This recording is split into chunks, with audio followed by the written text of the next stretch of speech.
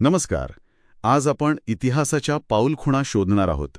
म्हणजे आपल्याला भूतकाळ कळतो कसा, कोणती साधनं वापरली जातात. चला बघूया या डीप डाईव्हमध्ये. अगदी. आज आपण इतिहासाची जी वेगवेगळी साधनं आहेत ना, त्यांची ओळख करून घेणार आहोत. काही डोळ्यांना दिसणारी, काही कागदावरची, काही फक्त ऐकलेली. आणि आत्ताची ऑडिओ व्हिज्युअल साधनं सुद्धा. बरोबर.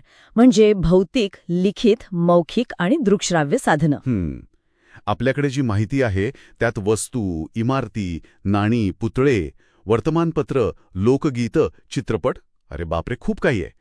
हे सगळं जुळून कसं येतं, कुठून सुरू करायचं? भौतिक साधनांपासून? हो, भौतिक साधनांपासूनच सुरुवात करूया. यात येतात वस्तू, वास्तू म्हणजे इमारती वगैरे, जुनी नाणी, पुतळे, सरकारने दिलेली पदके, असं बरंच काही. अच्छा, म्हणजे या वस्तूंमधनं काय कळतं आपल्याला? त्या काळातील लोकांचं राहणीमान कसं होतं, कोणती कला होती, तंत्रज्ञान किती पुढे गेलं होतं याची कल्पना येते. उदाहरणार्थ स्मारकं घ्या. हो, स्मारकं. हो, स्वातंत्र्य मिळण्यापूर्वीची किंवा नंतरची. ती फक्त दगडविटांची बांधकामं नाहीत बरं का.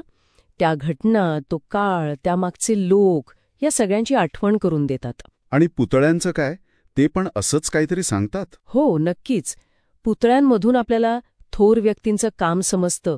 पण अजून एक गोष्ट म्हणजे त्या काळात समाजाला काय महत्वाचं वाटत होतं, त्यांचे आदर्श कोण होते, हेही कळतं. म्हणजे पुतळा कोणाचा आहे आणि कसा उभारलाय हे पण महत्वाचं ठरतं की नाही? अगदी. प्रत्येक साधनाला वेगवेगळ्या बाजूने बघावं लागतं. चला आता शब्दांकडे वळूया. म्हणजे लिखित साधनं. लिखित साधनं म्हणजे पुस्तकं, वर्तमानपत्र. हो, पुस्तकं, वर्तमानपत्र, नियतकालिका, सरकारी कागदपत्र, पत्र, डायऱ्या, खूप मोठी यादी आहे. आणि यात वृत्तपत्र तर खूपच महत्वाची. का बरं? कारण ती त्या वेळेच्या घटनांचा आरसा असतात, असं म्हणायला हरकत नाही. स्वातंत्र्य चळवळीच्या काळातली वृत्तपत्र आठवा. ज्ञानोदय, ज्ञानप्रकाश, केसरी, दीनबंधू, अमृत बाजार पत्रिका. हो ना? बरोबर. यांनी फक्त बातम्या नाही दिल्या, त्यांनी लोकांमध्ये जागृती निर्माण केली, लोकमत घडवलं. खूप मोठं काम आहे ते. खरंय. आणि त्यातले लेख पण महत्वाचे असतात. जसं विष्णूशास्त्री चिपळूणकरांची निबंधमाला किंवा लोकहितवादींची प्रभाकरमधली शतपत्र.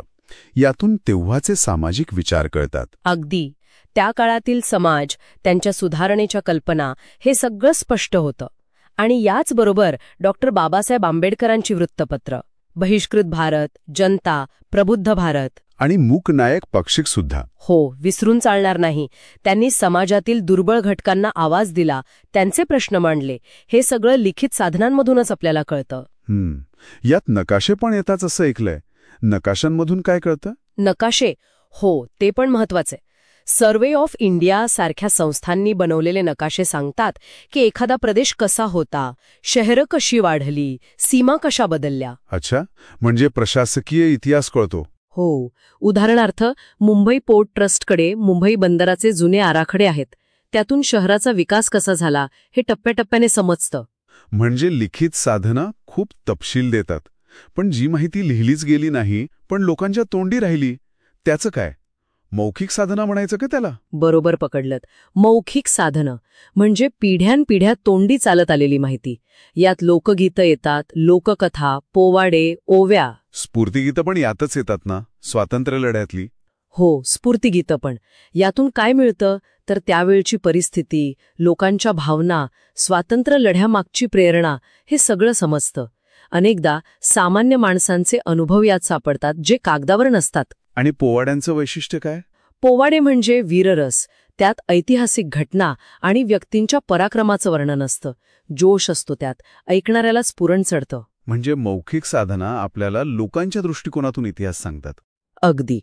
लोकांच्या भावनांमधून, त्यांच्या नजरेतून इतिहास कसा दिसतो हे कळतं. हा लिखित साधनांपेक्षा वेगळा अँगल असतो की नाही? खरंय. आता येऊया अगदी आधुनिक साधनांकडे, जी दिसतात पण आणि ऐकू पण येतात. दृकश्राव्य साधना. हां, म्हणजे फोटो, ऑडिओ रेकॉर्डिंग्स आणि चित्रपट. फोटोंमुळे व्यक्ती, वास्तू, घटना जशा होत्या तशा दिसतात. आणि ऑडिओ रेकॉर्डिंग्समुळे आवाज ऐकू येतो, भाषणं, संगीत. बरोबर. आणि चित्रपट, ते तर जणू आपल्याला त्या काळातच घेऊन जातात. हो ना, असं वाटतं की घटना आपल्या डोळ्यासमोर घडतीये. अगदी. चित्रपट किंवा व्हिडिओमुळे घटना जास्त जिवंत वाटते. आणि या संदर्भात दादासाहेब फाळके यांचे नाव घ्यायलाच हवं. भारतीय चित्रपटसृष्टीचे जनक 1913 साली त्यांनी सुरुवात केली. हो, त्यांचे चित्रपट फक्त मनोरंजन नव्हते बरं का. त्यातून तत्कालीन समाज, त्यांच्या चालीरीती, विचार यांचं प्रतिबिंब दिसतं. म्हणजे थोडक्यात काय, इतिहास समजून घ्यायला किती वेगवेगळ्या प्रकारची साधनं आहेत, दगडात कोरलेल्या लेखांपासून ते डिजिटल फाईल्सपर्यंत. नक्कीच. आणि हे लक्षात ठेवायला हवं की कोणतंही एक साधन परिपूर्ण नाही. प्रत्येकाची काहीतरी ताकद असते, काही मर्यादा असतात. म्हणजे सगळ्या प्रकारच्या साधनांचा एकत्र विचार करावा लागतो. हो, तेव्हाच इतिहासाचं एक स्पष्ट आणि समग्र चित्र उभं राहतं. बरोबर. जाता जाता एक विचार येतोय मनात.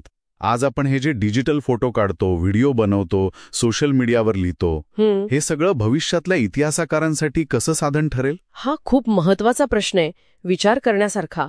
आजच्या या डिजिटल युगात माहितीचा एवढा मोठा पूर आहे, यातून भविष्यातले इतिहासकार आपला काळ कसा समजून घेतील आणि त्यातून आपल्या समाजाचे कोणते पैलू समोर येतील, काय वाटतं त्यांना? नक्कीच यावर विचार करायला हवा.